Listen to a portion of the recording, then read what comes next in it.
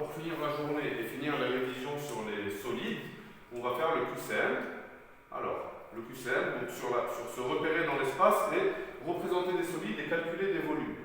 Jusqu'à maintenant, dans la révision, on n'a pas calculé de volume. Mais ces deux questions, elles sont sur les volumes. Et vous devez apprendre, vous, toutes les formules des volumes et vous entraîner sur les calculs de volume. Alors, première question, le volume d'une boule de rayon 3 cm et 2, donc on a trois possibilités. C'est quoi le volume d'une boule?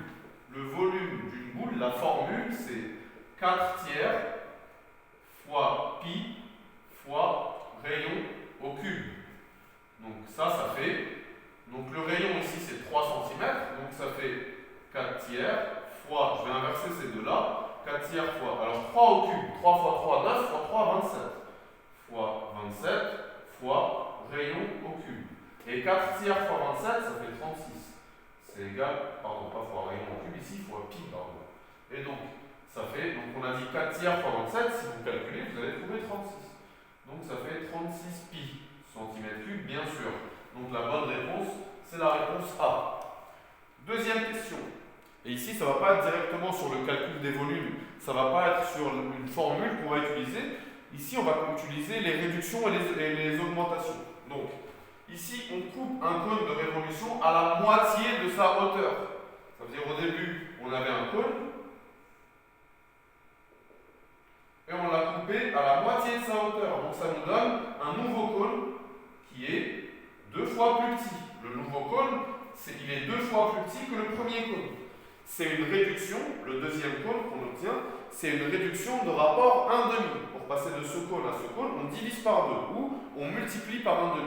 On a appris dans ce cours que si je fais une réduction de rapport K, alors le volume va être multiplié par K puissance 3. Ici, le K, la réduction, elle est de rapport 1,5.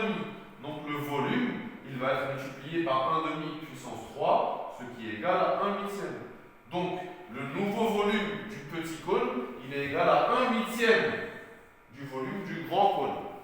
On prend le rapport de la réduction, qui est 1,5, et on le fait puissance 3. Ça nous donne 1/8. Maintenant, la partie 2, se repérer dans l'espace. Alors, indiquer dans le repère indiqué sur la figure, quelles sont les coordonnées de M. Alors, le point M, il est ici. Le repère, il part de haut. L'origine du repère, c'est haut. On a l'axe des abscisses, l'axe des X qui est comme ça. Ici, c'est l'axe des ordonnées. Donc, on a l'axe des Y qui est comme ça. Et donc, ça, c'est l'axe des côtes. C'est les Z qui est comme ça. 1, 1, 1. Et on veut les coordonnées du point M. Qu'est-ce qu'on va devoir faire pour aller à M en X? On va faire 1, 2, 3, 4, 5. Donc les coordonnées du point M en X, c'est 5. Donc c'est soit celui-là, soit celui-là. Donc ça ne va pas être celui-là. Et ces coordonnées en Z, c'est 1, 2, 3. Parce qu'on monte tout en haut. Les coordonnées en Z, c'est 3. Donc la bonne réponse, c'est celle-là.